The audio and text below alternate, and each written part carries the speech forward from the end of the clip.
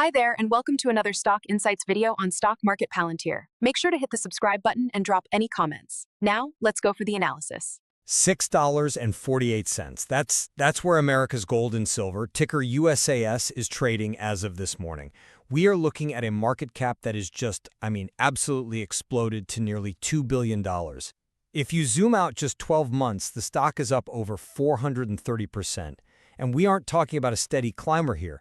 We are talking about a beta of 3.51. This thing is moving 3 times faster than the market. It's volatile, it's aggressive, and it's effectively become the highest leverage instrument on silver prices you can find in North America right now.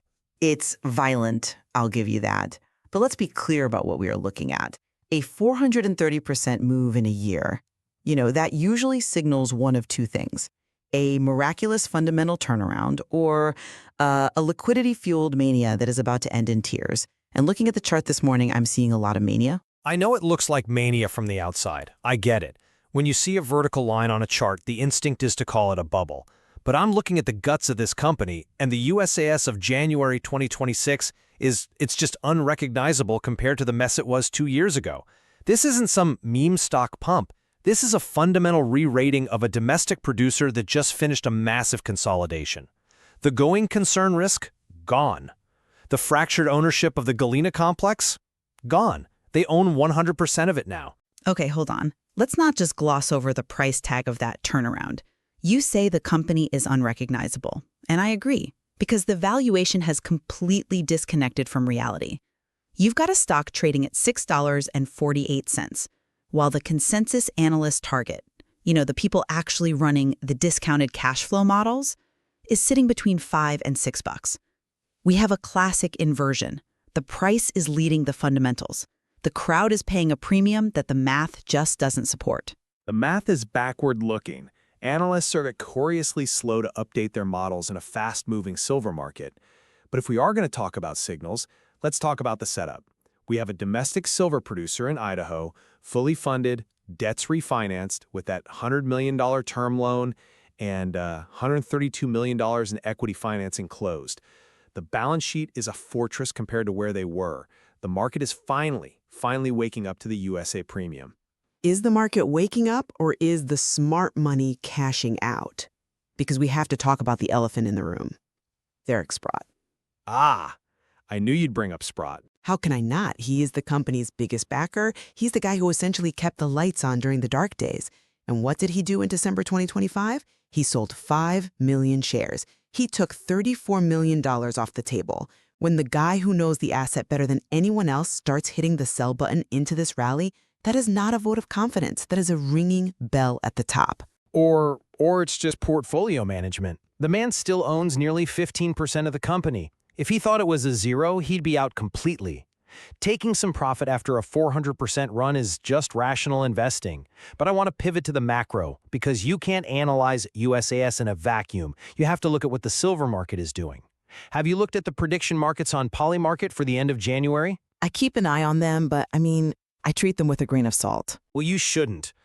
Right now, there's a 29% implied probability of silver hitting $100 per ounce by the end of this month. Wait, pause. 29%? Nearly a 1 in 3 chance of silver hitting triple digits in, 3 weeks? That sounds less like a prediction and more like a lottery ticket. That is extreme volatility pricing. It is extreme, but that is the whole point. USAS is a free option on that chaos. With the beta of 3.15, if silver rips to $100 driven by a short squeeze or some kind of monetary dislocation, USAS doesn't just go up, it teleports. And look at the catalyst, the Supreme Court ruling on the Trump tariffs. Polymarket has that at a 70% chance of the tariffs being ruled illegal. Okay, so walk me through that logic. It's simple. If the tariffs get struck down, the trade war premium evaporates. The dollar weakens significantly. A weak dollar is rocket fuel for silver. USAS is perfectly positioned right at the intersection of a weak dollar and a silver squeeze. That is a fascinating narrative, I'll give you that. But let's look at the competition for that chaos capital. You're assuming that if the dollar weakens, all that money flows into silver miners.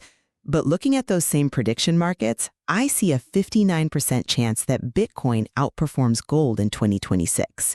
We are seeing a generational shift here.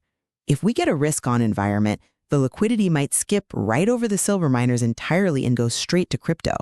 Capital can flow to both. It's not a zero-sum game. Maybe.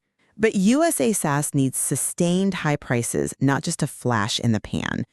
You mentioned the turnaround, but let's look at the actual cost of digging rock out of the ground. In Q3 2025, their cost of sales at Galena was $24.26 per silver equivalent ounce. That is an incredibly high floor. If silver spikes to 100 for 3 days and then crashes back to 30, USAS is right back to grinding out marginal profits. They need a structural shift in silver prices to justify a $2 billion market cap, not just a squeeze. I think you are underestimating the operational leverage, but I want to touch on the market structure first. You called this a bubble earlier. A bubble implies retail euphoria with no foundation. But if you look at the dark pool data, the story is completely different. Here we go with the dark pools. You have to look there. The lit exchanges don't tell the full story anymore. In early January, the off-exchange short volume ratio for USAS was hitting 40 to 49%. Which usually screams sell to anyone watching the ticker. You see half the volume is short, you assume everyone hates the stock. Exactly. And that's the retail trap. In the dark pools, that short volume is mechanical. It's a market maker facilitation. When a massive institution like Hudson Bay Capital or Susquehanna, both of whom just entered the stock, wants to buy, say, $50 million worth of shares, the market maker sells short to them to fill the order instantly, then goes into the market to cover. A 49% short volume ratio during a 400% price rally isn't bearish betting. It is a receipt for massive institutional accumulation. The smart money is loading the boat.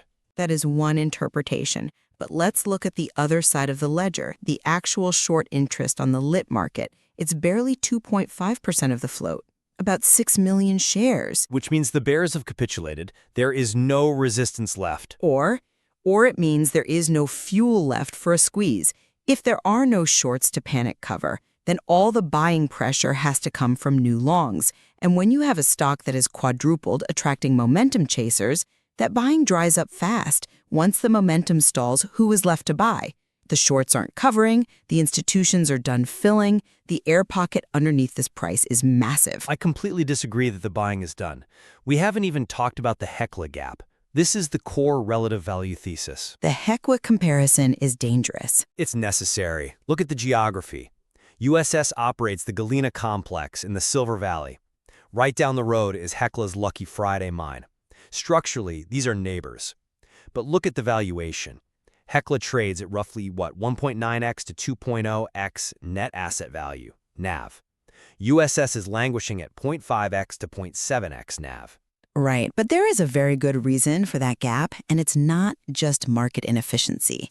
Hecla has Greens Creek in Alaska. That mine is a cash printing machine, massive scale, low cost. USS has Galena. Galena is a historic mine, sure, but it is deep, it is hot, and it is high cost. You cannot just slap a Hecla multiple on USS because they share a zip code. It's like comparing a vintage truck that needs constant repairs to a brand new Ferrari. But that vintage truck just got a brand new engine, though. That's what the market is missing.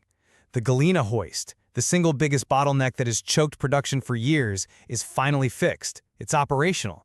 They can finally move tons, and it's not just waste rock. They are moving into the 149 vein. The 149 vein results were impressive, I'll grant you that. Impressive? They were bonanza grade. We are talking drill intercepts of 24,913 grams per ton silver. That's unheard of. And the best part? It's accessible from existing workings. This isn't some deep exploration target that needs 100 million in capex to reach. They can mine this now. That is why the cost profile is going to drop. They are going to fill the mill with high-grade ore. And with the acquisition of the Crescent mine, they solved the ventilation issues. Mining deep in Idaho is never that simple. You mentioned ventilation. That has been a nightmare for them. Rock bursts are a constant threat at that depth. It's dangerous, difficult mining. Execution is everything here. And remember how they paid for all these fixes? Dilution. The share count has exploded from roughly 273 million to over 317 million shares if you count all the warrants. They saved the company, yes, but they sliced the pie into much, much smaller pieces for the shareholders. But the pie is growing, and you are completely ignoring the antimony angle. I was wondering when we get to the critical minerals pitch. It's not a pitch, it's national security. Antimony is essential for munitions, fire retardants, and defense tech. The U.S. produces almost none of it. China dominates the supply chain. USAS is sitting on a domestic source of antimony. There is an antimony defense premium that is currently priced at zero. It's priced at zero because they aren't selling it to the Pentagon yet. But the potential is there. If they get a Department of Defense grant or an offtake agreement, the multiple re-rates overnight. You aren't just buying a silver miner, you are buying a strategic defense asset. Potential and strategic asset are buzzwords that get retail investors hurt. Right now, antimony is a narrative. It's a story. Stories don't pay the bills, cash flow does. And until I see a contract signed with the DoD, I'm not paying a premium for it. The market trades on the future, not the past. That's why the stock is at 648. Investors see the 149 vein, they see the fixed hoist, they see the antimony potential, and they see a domestic producer in a world where supply chains are breaking down. The Heckler gap is going to close. Even if they just re-rate to where Endeavor Silver is trading 1.3x NAV, you are looking at a double from here. A double from here puts a market cap at $4 billion. For a company that lost $4.3 million in Q3 of last year, that is aggressive.